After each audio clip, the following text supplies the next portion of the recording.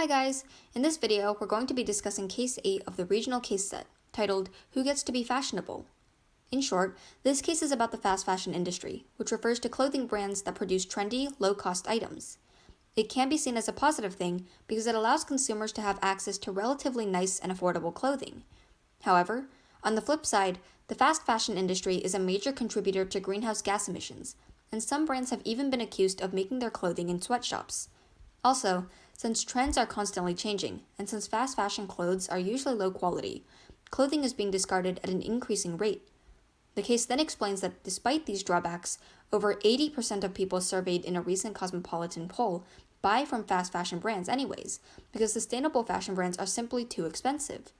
Additionally, this is not to mention that the research process behind figuring out which brands are ethical and sustainable can take a lot of time and research. Finally, the case elaborates on one possible solution to fast fashion: recycling and donating clothes. However, since the US secondhand clothing market is already flooded with donations, extra donations often get shipped to developing nations, where they compete with local economies or just end up in the trash one way or another. So, given all of this information, the case proceeds to ask us about the morality behind buying and producing fast fashion clothing. Let's get into the case questions. The first case question asks us, is it unethical to buy fast fashion clothing? What if those are the only brands that one can afford? Let's start with the first question about the ethics of buying fast fashion. Like most other cases, we're going to start with dissecting how this case would weigh under deontology and under utilitarianism. If we use deontology and only consider the intent of the fast fashion industry, then they don't really seem bad at all. After all, fast fashion is meant to produce trendy and nice clothing that's easily affordable. However, when we use utilitarianism and look at all of the effects of fast fashion, the picture doesn't seem so pretty anymore. Of course, the positive effects of low-cost clothing are still acknowledged, but side effects like greenhouse gas emissions, worker exploitation, and trashing clothes at higher rates gain more importance. So it's pretty clear here that consequentialism is better suited for this case, since it takes into account all of the unintended impacts the fast fashion industry has. So, now that we know what framework to use when approaching this question, how exactly do we determine whether fast fashion is ethical or not? Well, this is a fairly simple question of just weighing the impacts of fast fashion.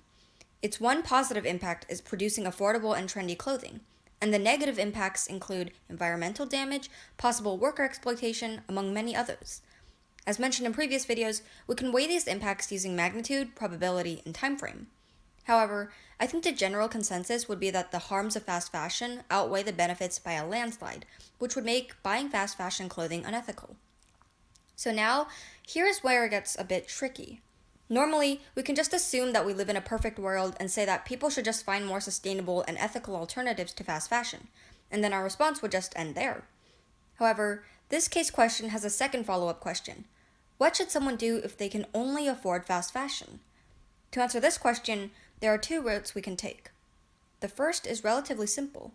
The case itself mentions some things that we can do to help reduce the negative effects of the fast fashion industry. We can buy, recycle, and donate clothes. When consumers are buying more and more products from fast fashion brands, the brands are more inclined to produce more clothing, which exacerbates the negative impacts of fast fashion. However, by decreasing our consumption rate and recycling or repurposing clothes, we can slow this down. The second way we can approach this question is on a more macro level. It is possible for us to drastically change the fashion industry and decrease the need for labor-intensive or environmentally unfriendly production practices. Of course, this idea is very, very complicated, so we'll probably save more in-depth discussions for our next club meeting. As mentioned by Grace in the previous question, a factor of being able to afford clothes or not comes to play. We cannot simply say that fast fashion is bad and ban it because poorer people may not have the option to purchase more durable, sustainable clothes. Therefore, the second question opens up a discussion around this point and says, does wealth allow a person to make more ethical choices than if they were poor? This question highlights whether wealth enables people to have the option of making more ethical choices, and also indirectly asks whether being poor excuses you from making ethical choices less than those who are rich. Pretty obviously, this question is less focused on looking at the impact of something, but rather focuses on the intentions, motives, and situations that happen before a decision, which is deontology. Furthermore, This question aims to analyze the balance between the necessities of a person and their ethical, moral side, which can be a very hard line to draw. To put the struggle of these two things into further context, I will provide another example to help you see the picture more clearly. In a case from the previous year, a really similar struggle shows up, where a female science teacher buys packaged foods that's really harmful to the environment, which she's fully aware of, but does it out of her bad financial situation. Here, the realistic situation, similar to the cheap clothes buyers, of not having money meets what the person intends to do if they did have that money. Therefore, in my opinion, having the money does allow you to have more choices in general, which includes more ethical options that you can make. Of course, realistically, rich people that we see today might not be the most environmentally friendly because having too much money often makes a person lose themselves and they start spending on unnecessary things. For example, by being rich, a person could buy tons of sustainable clothes and still manage to throw a lot of them away.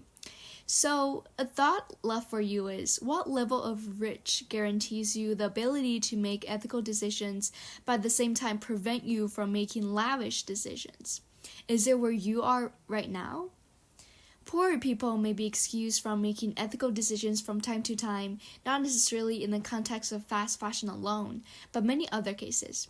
And as mentioned in the previous question, there are always ways poor people can find to improve the situation. However, another question for you to think about is, are poor people morally obligated to do these actions that help with their unethical decisions caused by having no money? Think about it for a moment and we will dive further into it in our discussion this week. The third question then zooms out of the individual consumers and asks a question that surrounds the corporations making these fast fashion clothings. It says, do corporations in the fast fashion industry have a responsibility to make their clothing more sustainable, even if it means making their prices too high for much of their market? Rather than examining the responsibilities of individual buyers, this question shifts our focus to the big corporations that are generating these fast fashion clothes. Both consequentialism and deontology could be used in your justification. On one hand, the impacts of these fast fashion clothing have been very bad in multiple ways, as stated by the case. Therefore, as a party that is contributing to these bad impacts, you may argue that companies need to take responsibility.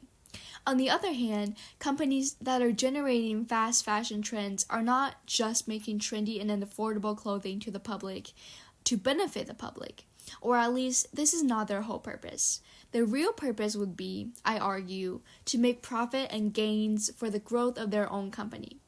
Therefore, looking at it through this perspective, the intention of companies generating fast fashion clothing is not pure and not for a good purpose.